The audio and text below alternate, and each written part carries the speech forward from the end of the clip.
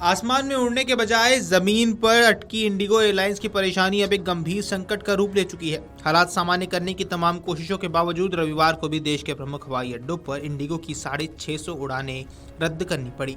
बीते 6 दिनों में अब तक करीब 3000 उड़ानें रद्द हो चुकी हैं। इसका असर सिर्फ आंकड़ों तक सीमित नहीं रहा, बल्कि लाखों यात्रियों की योजनाएं चौपट हो गई। लोग एयरपोर्ट पर घंटों भटकते रहे और देश का हवाई यातायात पूरी तरह प्रभावित हो गया।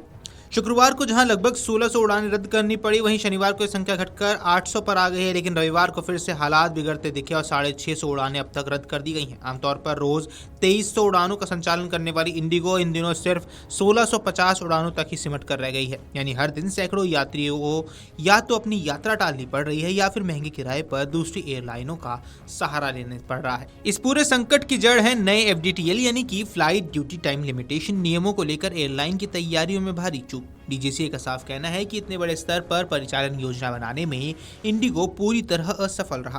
क्रू मैनेजमेंट और संसाधनों के सही इस्तेमाल में गंभीर लापरवाही सामने आई है। इसी को लेकर DGCA ने शनिवार को इंडिगो के CEO पीटर एल्बर्ट, CEO और अकाउंटेबल मैनेजर प्रोक्रास को कारण बताओ नोटिस अब जारी कर दिया है। उन्हें 24 घंटे के भीतर जवाब देने को कहा गया है कि आखिर इस तरह का संकट क्यों पैदा हुआ और क्यों न एयरलाइन के खिलाफ कार्रवाई की जाए। सरकार भी अब इस मामले को बेहद गंभीरता से ले रही है। नागरिक उड्डयन मंत्री के राममोहन नायडू ने शनिवार को मंत्रालय के वरिष्ठ अधिकारियों के साथ एक अहम बैठक की। इस बैठक में खुद इंडिगो के CEO पीटर एल्बर्ट्स भी मौजूद रहे। बैठक में साफ तौर पर यह कहा गया कि एयरलाइंस को तय समय सीमा के भीतर नए FDTL नियमों का पूरी तरह पालन करना होगा। मंत्री ने यह भी स्पष्ट किया कि यात्रियों की सुरक्षा और सुविधा से कोई समझौता नहीं किया जा सकता, चाहे वह देश की सबसे बड़ी एयरलाइंस ही क्यों ना हो। इंडिगो संकट का सबसे ज्यादा नुकसान उन यात्रियों को हुआ जिन्होंने महीनों पहले अपनी यात्रा की योजना बनाई थी। कई यात्रियों की शादियां, जरूरी बिजनेस मीटिंग्स, इलाज और विदेशी यात्राएं प्रभावित हुई हैं।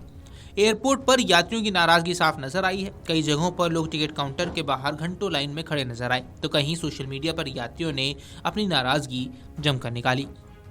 वहीं सरकार ने अब यात्रियों को राहत देने के लिए सख्त निर्देश भी जारी किए हैं। इंडिगो को 7 दिसंबर रात 8 बजे तक सभी प्रभावित यात्रियों को पूरा रिफंड लौटाने के आदेश दिए गए हैं। इसके अलावा 48 घंटे के भीतर यात्रियों के सामान को उनके पते तक पहुंचाने का भी निर्देश दिया गया है। साफ कहा गया है कि इस प्रक्रिया में किसी भी तरह की देरी बर्दाश्त नहीं की जाएगी। इधर इंडिगो संकट का फायदा दूसरी एयरलाइंस ने भी उठाना शुरू कर दिया है। जैसे ही बड़ी संख्या में उड़ानें रद्द हुई, हवाई किराए में अचानक भारी उछाल देखने को मिला। कई रूट्स पर टिकट के दाम दोगुने से भी ज्यादा हो गए। यात्रियों की इस मजबूरी को देखते हुए शनिवार को सरकार ने हवाई किरायों पर भी सख्त कार्रवाई की। नागरिक उड्डयन मंत्रालय ने किराया नियंत्रण को लेकर निर्देश जारी किया और साफ चेतावनी दी कि अगर किसी एयरलाइंस ने तय सीमा से ज्यादा किराया वसूला तो उनके खिलाफ कड़ी कार्रवाई की जाएगी। वीडियो डेस्क अमरुजाला.com। अगर आप ये वीडियो YouTube पर देख रहे हैं तो हमारे चैनल को सब्सक्राइब कर बेल आइकन दबाएं और Facebook पर देख रहे हैं तो हमारे पेज को लाइक करें।